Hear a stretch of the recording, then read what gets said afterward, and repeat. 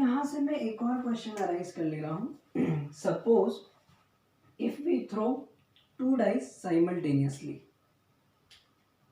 Find the probability of getting the sum at least 10. ठीक है. मैंने क्या बोला आप लोगों से कि यदि अगर हमने 2 डाइस एक साथ थ्रो करे तो हमें प्रोबेबिलिटी फाइंड करनी है कि जो सम हो वो क्या हो, एटलीस्ट 10 हो. ठीक है. तो यहाँ पर तुरंत आपके दिमाग में स्ट्राइक कर जाना चाहिए कि ऐसी कंडीशन में हमारे पास टोटल आउटकम्स कितने होने वाले हैं. हमने 2 डाइस एक साथ थ्रो करे थे तो 36. फेवरेबल आउटकम्स कितने होने वाले हैं,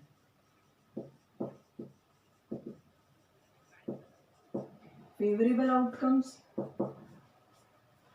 एटलीस्ट क्या बोला, 10. तो कम से कम 10 की बात अगर हम करें तो उसमें क्या क्या इंक्लूड होने वाला है, 10 भी इंक्लूड होने वाला है, 11 भी इंक्लूड होने वाला है और 12 भी इंक्लूड होने वाला है. तो अभी अभी हमने देखा कि 10, 11 और 12 के आने की कंडीशंस कितनी होती थी, 6 होती थी. तो प्रोबेबिलिटी कितनी हो जाएगी भैया, प्रोबेबिलिटी बराबर 6/36 यानी कि 1/6. ठीक है. अब यहाँ से एक और बहुत इंपॉर्टेंट कॉन्सेप्ट मैं आप लोगों को बताने जा रहा हूँ जिसका प्रोबेबिलिटी में एक महत्वपूर्ण योगदान है. अगर आपको समझ में आ गया तो आप काफ़ी आसानी से उसको क्वेश्चंस में अप्लाई करके क्वेश्चंस को कम समय में यूज़ कर सकते हैं. उसको समझाने से पहले मैं आपको एक प्रैक्टिकल एग्जांपल देता हूँ. ठीक है. जैसे सपोज मान लो कि आपकी क्लास में 50 स्टूडेंट्स हैं. ठीक है. और आप लोगों ने देखा होगा अमूमन कि जो क्लास का मॉनिटर होता है उसको डेली अटेंडेंस शेयर करनी पड़ती है हायर अथॉरिटीज़, प्रिंसिपल या फिर वाइस प्रिंसिपल के साथ कि आज क्लास में कितने स्टूडेंट हैं. तो रोज़ रोज़ ये गिनने से अच्छा कि 50 बच्चों को 1 2 3 4 5 करके वो गिने, बजाय इसके कि वो इसको गिन लें कि जो एब्सेंट हैं, एब्सेंट कम होते हैं ना. जैसे सपोज मान लो कि एक दिन क्लास में 3 बच्चे एब्सेंट हैं तो तुरंत उसके दिमाग में एक कैलकुलेशन आ जाता है कि प्रेजेंट कितने हैं, 47. तो यही कॉन्सेप्ट जो है हमारे पास, मेरा कहने का मतलब ये है कि जो काउंटिंग कम है हम क्यों ना उसे काउंट कर लें, तो प्रेजेंट वाली काउंटिंग अपने आप ऑटोमेटिकली निकल आएगी. तो ऐसी ही कंडीशन में जब हमारे पास प्रोबेबिलिटी में भी यही होता है, अगर हमें क्या होता है, प्रोबेबिलिटी में 2 ही कंडीशन होती है, या तो इवेंट ऑकर होगा या नहीं होगा. यहाँ पर बीच वाली कोई कंडीशन नहीं होती है कि मैच ड्रॉ हो जाएगा, ऐसा बिल्कुल भी नहीं होता. ठीक है. इवेंट या तो ऑकर होगा या फिर नहीं होगा. तो किसी भी इवेंट के होने की प्रोबेबिलिटी, यहाँ पर ए जो है वो कोई एक इवेंट है और उसके ना होने की प्रोबेबिलिटी, ठीक है, उसके ना होने की प्रोबेबिलिटी को मैंने बार से डिनोट कर दिया है. कोई भी एक इवेंट है हमारे पास ए, उसके होने की प्रोबेबिलिटी और उसके ना होने की प्रोबेबिलिटी दोनों का सम जो होता है वो हमेशा क्या होता है, 1 होता है. Most important concept in overall probability. ठीक है. एक बार अगर आपको ये समझ में आ गया तो आप बहुत सारे क्वेश्चंस इसकी मदद से आसानी से कर पाते हैं. ठीक है. अब ज़रा ध्यान से समझना. आप अगर चाहें तो मैं एक प्रैक्टिकल एग्जांपल भी आपको लेकर बता देता हूँ. जैसे सपोज मान लो कि मैंने एक कॉइन टॉस करा तो उस पर हेड आने की प्रोबेबिलिटी कितनी होती है, 1/2 है ना. और हेड ना आने की प्रोबेबिलिटी यानी कि टेल आने की प्रोबेबिलिटी वो भी कितनी होती है, 1/2. ये एक इवेंट होने की प्रोबेबिलिटी और एक इवेंट ना होने की प्रोबेबिलिटी, दोनों का सम कितना आ रहा है, 1/2 + 1/2 यानी कि 1. एक और एग्जांपल लेकर आप समझ लें. जैसे सपोज मैंने मान लो एक डाइस रोल करा. एक डाइस अगर मैंने रोल करा तो उस पर इवन नंबर आने की प्रोबेबिलिटी कितनी है, 3/6. और उस पर इवन नंबर ना आने की प्रोबेबिलिटी वो भी कितनी है, 3/6. यानी कि क्या मिलने वाला है मुझे, 6/6. ये कितना हो गया, 1. ठीक है. अब इसका क्वेश्चन में कैसे एप्लीकेशन किया जाने वाला बहुत ध्यान से समझना है ना. जैसे सपोज मान लो कि मैंने क्या करा, मैंने एक क्वेश्चन अराइज करा यहाँ से, क्या कि यदि अगर मैंने 2 डाइस को एक साथ थ्रो करा, if we throw 2 dice simultaneously, find the probability of getting the number at max 9 या फिर एट मैक्स 9. ठीक है. अब अगर जब मैंने क्वेश्चन अराइज करा आप लोगों के सामने कि ज़्यादा से ज़्यादा क्या होना चाहिए, 9 होना चाहिए। ठीक है, तो अगर आप लोगों को मेरी इतनी बातें समझ में आई तो इस क्वेश्चन के अंदर कौन कौन सी कंडीशन इंक्लूड होने वाली हैं। एट मैक्स ज़्यादा से ज़्यादा 9 की अगर हम बात कर रहे हैं तो 9 तो इंक्लूड होगा, 8 भी इंक्लूड होगा, 7 भी इंक्लूड होगा, 7 के बाद 6 भी इंक्लूड होगा, 5 भी इंक्लूड होगा, 4 भी इंक्लूड होगा, 3 भी इंक्लूड होगा और 2 भी इंक्लूड होगा। 1 तो आता नहीं है 2 डाइस फेंकने पर। तो अब हमें इतनी सारी कंडीशंस के लिए पॉसिबिलिटीज देखनी पड़ेगी। तो बजाय इसके इन कंडीशंस के ना आने की प्रोबेबिलिटी हम निकाल लेना, है ना। अगर ये नंबर्स नहीं आएंगे तो क्या आएंगे, 10, 11 और 12। और 10, 11, 12 कितने तरीके से आ सकते हैं, अभी अभी हमने देखा था यहाँ पर 10, 11 और 12 कितने तरीके से आ सकते हैं, 6 तरीके से।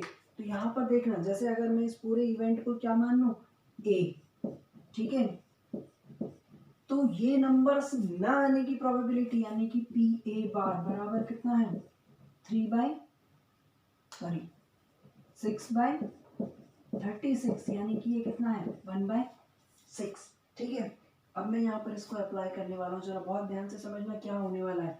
मुझे कैलकुलेट ये करना था लेकिन मैंने कैलकुलेट क्या कर लिया है अभी, के। तो जब मुझे ये निकालना था तो पी ए बराबर कितना होता है, 1 - PA0। ठीक है, तो आगे जब मैं चला यहाँ पर तो मैंने 1 में से क्या माइनस कर दिया, 1/6 यानी कि ये कितना बचने वाला है, 5/6। तो बिल्कुल ठीक उसी तरीके से है जैसे मैंने आपको एक प्रैक्टिकल एग्जांपल दिया। यदि अगर आपकी क्लास में 50 बच्चे हैं, 50 मीन्स टोटल नंबर ऑफ हमारे पास क्लास के जो जितने भी टोटल स्टूडेंट्स थे हमने उसमें से क्या माइनस कर दिया। अगर हमसे पूछा कि क्लास में कितने प्रेजेंट है तो हमें ये मालूम था कि एब्सेंट 3 है, तो हम क्या करते हैं, टोटल में से एब्सेंट को माइनस कर देते हैं, तो हमारे पास जो भी बचे हुए प्रेजेंट हैं वो आ जाते हैं। सेम काम मैंने यहाँ पर ये करा कि मुझे जो कैलकुलेट करने के लिए बोला गया था वो बड़ी चीज़ थी, तो हमने उसके ना होने की प्रोबेबिलिटी निकाल ली। मेरा कहने का मतलब ये है कि पूरी प्रोबेबिलिटी में केवल 2 ही इंसिडेंट होते हैं, या तो इवेंट ऑकर होगा या नहीं होगा, और उन सबका टोटल कितना होता है, हमेशा 1, है ना। तो ऐसी कंडीशन जब कभी भी आपके पास आए तो आप ये देख लें कि कौन सी कंडीशन ज़्यादा आसानी से निकाली जा सकती है। तो आप क्या कर लें, उसकी प्रोबेबिलिटी निकाल लें और उसको 1 में से माइनस कर दें, तो दूसरी कंडीशन ऑटोमेटिकली वहाँ पर निकल कर आ जाएगी। ठीक है, बढ़ते हैं हम हमारे नेक्स्ट कॉन्सेप्ट की तरफ। उससे पहले मैं इसे रफ करूँगा, तो आप लोगों से प्लीज़ मेरी हम्बल रिक्वेस्ट है कि इसको नोट करने से पहले आप वीडियो को पॉज कर लें।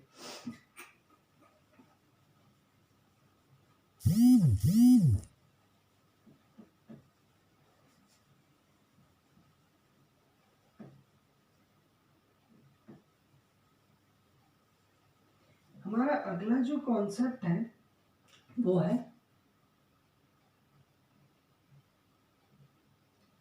कार्ड्स। ठीक है, और मुझे पूरी उम्मीद है कि कार्ड्स के बारे में आप लोगों को बहुत सारी चीज़ें पता होंगी, और जो चीज़ें नहीं पता है उनके बारे में मैं डिस्कशन कर ले रहा हूँ यहाँ पर।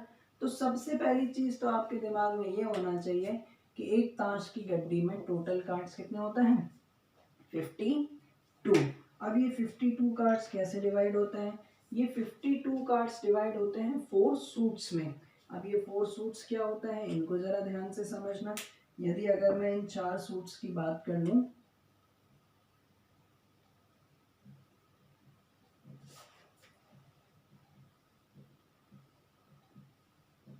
तो सबसे पहला सूट क्या कहलाता है हमारे पास, हाँ तुरंत आपके दिमाग में आ गया होगा, काला पान, है ना। लेकिन एग्जाम में ऐसे नहीं आता है काला पान, ठीक है, इसे क्या बोलते हैं, चिड़ी, है ना। आप लोगों के दिमाग में यही चल रहा होगा।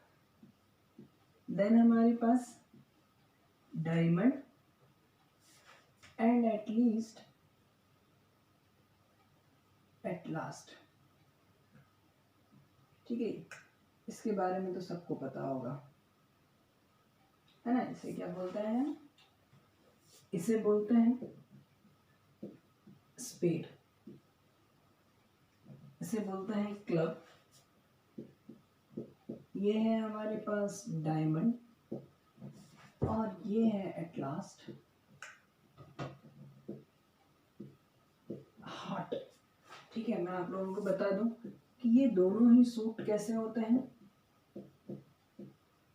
ब्लैक होते हैं, और ये दोनों सूट कैसे होते हैं, रेड होते हैं।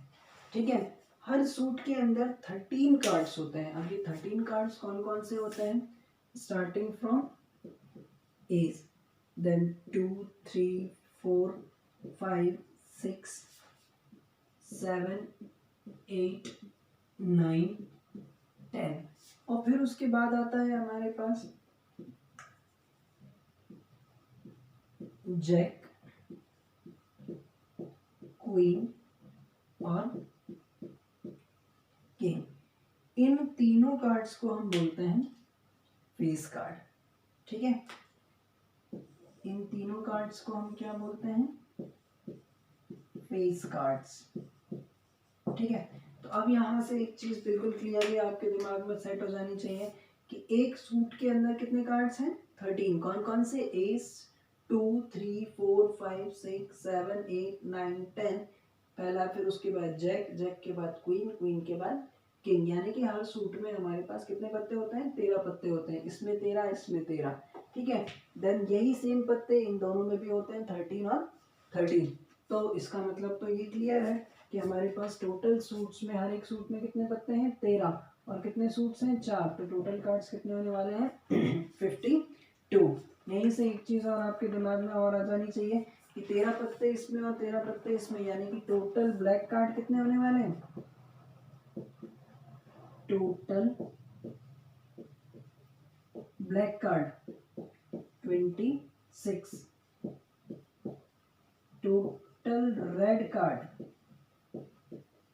कितने होने वाले हैं, 26, और total face card, face card कितने होने वाले हैं, 3 इसमें, 3 इसमें, 3 इसमें, 3 इसमें, यानी कि टोटल कितने, 12 कार्ड, है ना। अब कभी कभी इन सारी चीजों को बारे में भी जानना है, जरूरी है। हमारे पास पूरे कार्ड के डेक में जैक कितने होते हैं, 4 होते हैं, क्वीन कितनी होती है, 4 होती है, किंग कितने होते हैं, 4 होते हैं, एस यानी इक्का, इक्के कितने होते हैं, 4 होते हैं। आप लोगों से कभी कोई ये पूछ ले कि ब्लैक जैक कितने होते हैं, तो 2 होते हैं, ब्लैक क्वीन कितनी होती है, 2 होती है, ब्लैक किंग कितने होते हैं, 2 होते हैं, रेड क्वीन कितनी होती हैं, 2 होती हैं। तो इस तरीके से आपके दिमाग में ये सारी चीजें क्लियर होनी चाहिए। अब क्वेश्चंस कैसे पूछे जाते हैं, यहाँ से मैं एक बार वो और आप लोगों से एट लास्ट डिस्कस कर लूँ कि जैसे सपोज मान लो कि क्वेश्चन हमसे ये पूछा गया, from a well shuffled deck of 52 card, एक अच्छी तरह फेंटी गई ताश की गड्डी में से, when we draw a card randomly, यदि अगर हमने एक कोई कार्ड को रेंडमली सिलेक्ट कर लिया, then find the probability of getting red king. तो हमारे पास जैसे कार्ड का क्वेश्चन है तो तुरंत हमारे दिमाग में स्ट्राइक कर जाना चाहिए कि टोटल कार्ड्स कितने होते हैं, 52। अब रेड किंग कितने होते हैं, तो 2 होते हैं, तो प्रोबेबिलिटी कितनी हो जाएगी हमारे पास, 1/26। अब अगर हमसे किसी ने ये पूछ लिया कि सपोज मान लो कि यदि अगर हमने एक ताश की गड्डी में से एक कार्ड रेंडमली सिलेक्ट कर लिया तो उसके फेस कार्ड होने की प्रोबेबिलिटी क्या होगी, तो हमारे दिमाग में तुरंत स्ट्राइक करना चाहिए टोटल कंडीशन 52, फेस कार्ड कितने होते हैं, 12 होते हैं, तो प्रोबेबिलिटी कितनी हो जाएगी हमारे पास, 12/52। अब आप इसको कट शॉर्ट आराम से करते रहना। एक लास्ट और हम ये देख लेते हैं कि यदि अगर हमने एक ताश की गड्डी में से एक कार्ड रेंडमली सिलेक्ट कर लिया तो उस कार्ड के हार्ट होने की प्रोबेबिलिटी क्या होगी, तो हमें ये मालूम होना चाहिए कि एक डेक में, एक कार्ड के डेक में टोटल हार्ट के पत्ते कितने होते हैं, 13 होते हैं, तो प्रोबेबिलिटी कितनी हो जाएगी, 13/52 यानी कि 1/4। तो इस तरीके से प्रोबेबिलिटीज निकाली जाती हैं। ये जो पूरा है ये हमारे पास प्रोबेबिलिटी का बेसिक है। ठीक है, नेक्स्ट क्लास में लेकर आऊँगा मैं प्रोबेबिलिटी के कुछ अच्छे लेवल्स के questions. So thank you very much.